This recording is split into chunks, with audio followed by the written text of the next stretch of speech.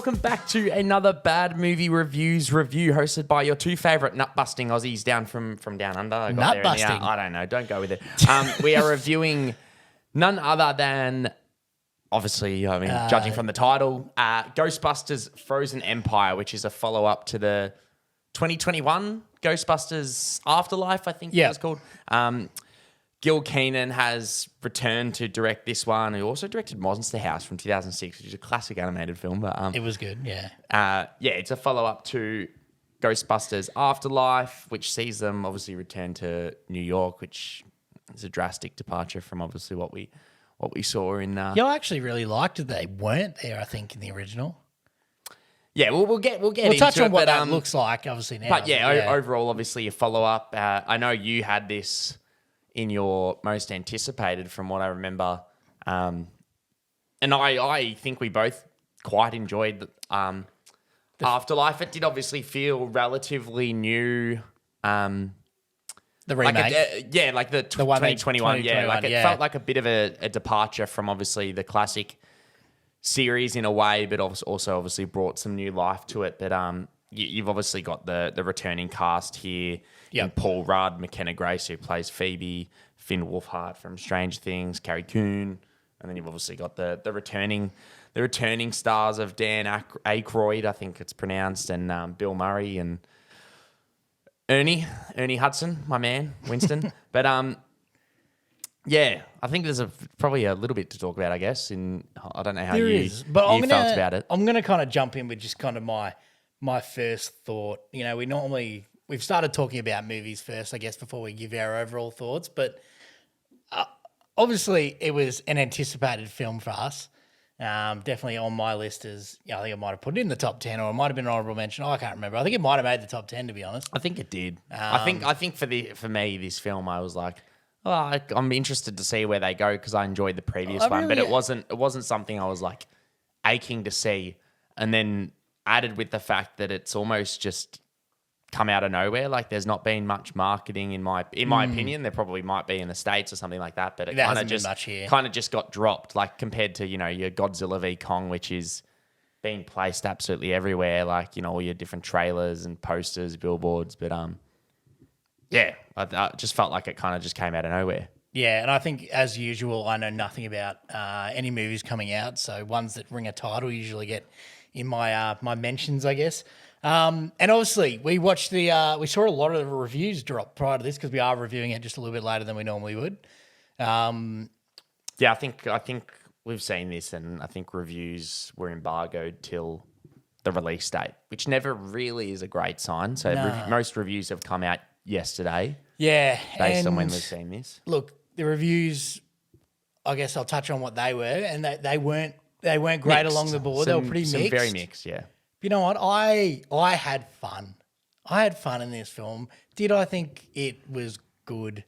No, but I had fun. I thought I don't really like fan service kind of stuff, and I felt like bringing back the OG characters was kind of a bit of fan service there. Not a huge fan of it. Don't mind. They were in the 2021 film. If you're watching this, you've probably seen it. So it's I guess it is spoilers, but they were in it for 20 second, like it literally lasts 2 minutes of the film. It wasn't much. See, I don't mind that kind of stuff when it's there. I guess for here's a nice quick reference. You're like, a nod, yeah. Yeah, like a nod. I don't mind that. Not shoved in your face. But yeah, not a big fan of fan service kind of stuff. I don't know what your thoughts were on any of that. I was going to jump straight into what I thought about the script overall and the writing, but we can touch on a bit more in depth. I guess I'll tell you what. I think most people and the general audience will have a fine time. I think it's a perfectly fine movie. Yeah, it is enjoyable, but do I think it's good? Not really. No. And I think that's probably where more, I guess, your critics are aligned. Because when it comes down to it, there's really only one, in my opinion, one good performance in the film, which is McKenna Grace, who plays Phoebe. But she did her best. Sorry? She did her best. Which I thought she was quite good. Like she's obviously the main, Yeah. I guess the main star of the film, the young girl. She always plays a similar character, I noticed. I guess you do what you're good at, but Yeah. like overall, I thought the story wasn't great. The script was pretty bad, to be honest. No opportunity for anyone to shine, that's for sure. No, it lent. I felt like I was a bit disappointed, to be honest. And the reason why is I felt the afterlife was a bit of a departure, but you also got to see these characters shine. And the film, the original 2021 one, did kind of lean into more the fact that Phoebe would be the main character. Like she's the smart one who creates all this technology. Like they lent into that. And it kind of completely disheveled and put away, even though she's kind of the lead, but it's like purely the fact that there was like 3 characters in that afterlife film, really, like, or 4, the family. Yeah. And then all of a sudden they've dropped every other character in this film, obviously from previous Ghostbusters film, but it doesn't allow, it's essentially all in all ended up with the script and the story being so oversaturated and overloaded with too many things to focus on, which I think is why it really bombed for me in that sense. Like there were a few laughs, but it was more of your laugh where I'm like, oh, I can't believe they wrote that. I like some of that stuff. Some of it, it's like, that was terrible. Like, I can't believe that's in the film, but like it's funny that it is. You actually missed some good cringy ones when you were on. Like when you went to the loo, it was only 30 seconds, but there's some bloody great ones there. And it was the same thing where I felt myself giggling just because of like, that was terribly written. Yeah. The only thing is, I guess, to touch on before we get into in depth on a lot of that stuff as well is I really don't know, like in terms of these legacy franchise sequels that have come out, like I don't know where it would go past this. Like you can't really, it's almost, first of all, the plot, like, they've not really left it to be like to almost have bigger stakes in a sense. No. Unless it's, maybe like a world-ending thing. You can't go up. You can only go back now. Yeah, which might work in 30 years when you release another legacy sequel and it might be a lot more grounded. But it just seemed like a massive departure from the first to the second one. Like obviously you had the whole, I think it was like ancient Greece or Egypt or whatever, where they like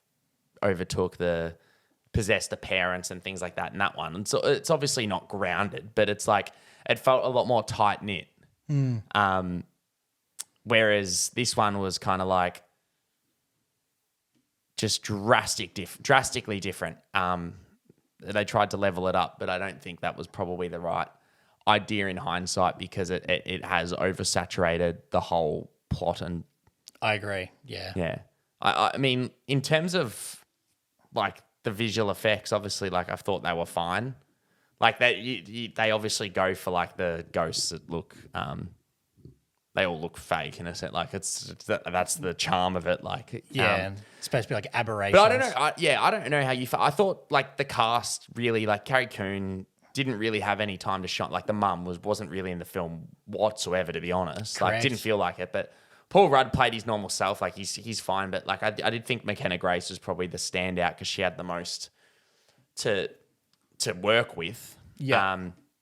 But like really the script or the plot of the film, like some of the character decisions, like felt so rushed. Oh man! And it felt like it felt like realistically, like there was. I think the film's an hour and 50 minutes. Like let's just say 2 hours. I think realistically, I'm probably not wrong in saying it felt like the main like story of the film. If you want to talk about spoilers, we can. I'm not talking about spoilers. All I'm going to say is that really pissed me off. The third act of the film, which is the climax, really. Yeah. The whole, like dealing with obviously the villain in the film, really felt like it was over in 10 seconds. And everything else, there was massive developments and trying to like obviously develop all these characters. And you obviously have the addition of Kumail, who plays Nadim, who, mostly he's in Marvel's Eternals, which I thought he was fine, whatever. But it just felt like there wasn't really much, like it wasn't really a Ghostbusters film to me. There wasn't much substance. You're right with like the plot and the story. Instead of like the other ones, which were, I wouldn't say they were grounded, but they picked a direction and they followed it. There was a few like off branches, but they had like a direction they wanted to head in, a story to tell, and they followed that. Whether that was good or not, that's what they did. With this one, they were like trying to tell a really quick story, and then like here's so many like branching routes onto different subplots and character development, but without creating enough depth for them to warrant being included.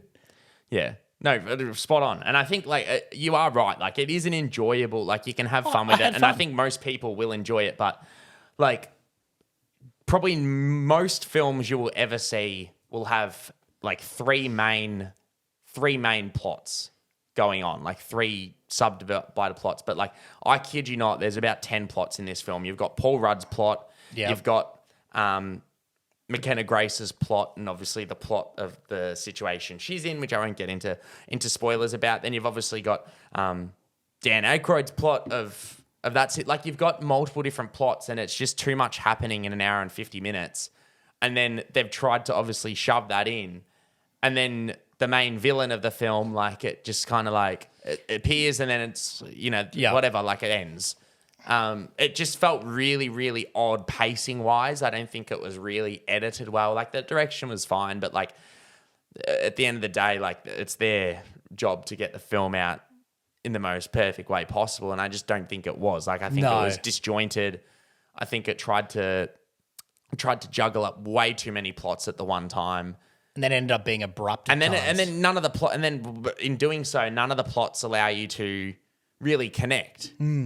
I mean, the only one you really have time to connect with is McKenna, like Phoebe Spengler's plot line. But even then, like that's probably the one thing that I actually had the issues with the most, because like the character decisions, I was like, no one in their right mind would do this shit. Like, it sounds bad. Like I'm not getting into spoil, but like no, like regardless of what entails and what happens, it's like no one.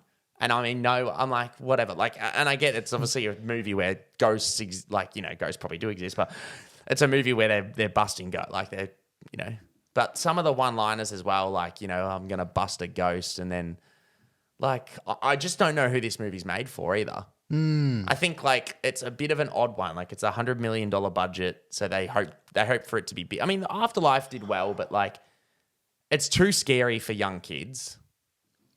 Like, and I mean young, like maybe pre-teens and above would be totally fine with it. But like there are comments and jokes in the film that are just straight up like talking about things that young kids and young adults might not even understand. Like, it's just an odd bag. Like, I don't think the movie is terrible. I don't know what happened, whether it was in the writing room or maybe they were making the film through COVID and it caused a lot of changes. Who knows? Like, I don't know if I'm making any...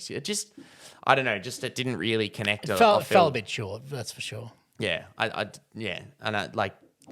I can kind of understand why it seems like the studio has just dumped it in between Dune 2 and Godzilla v. Kong, which, Godzilla v. Kong probably won't be... I don't know. I don't expect it to be the next Citizen Kane by any means, but, like, it's probably going to make good money.